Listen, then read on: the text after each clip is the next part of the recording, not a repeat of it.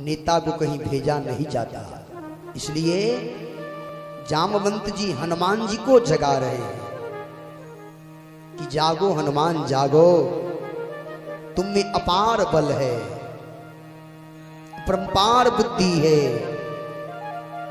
अथाह हो तुम, सागर हो, रामदूत अतुलित बल धामा, अतुलित बल धामम हेम शैलावदेहम, दरुजवन कृषाणु ज्ञानी नाम अग्रगण्यम, सकल गुण निधानम वानराणामधीशम, रघुपति प्रिय भक्तम वात जातम नमामि। आप महावीर हो, पवन के पुत्र हो, केसरी नंदन हो, आप काल के भी महाकाल हो। हनुमान जी को जगा रहे हैं, स्मरण करा रहे हैं कि आप में अपार बल है और आप ही हो जो ये काम कर सकते हो, दूसरा कोई नहीं। वही संवाद है, प्रेम से गाइए।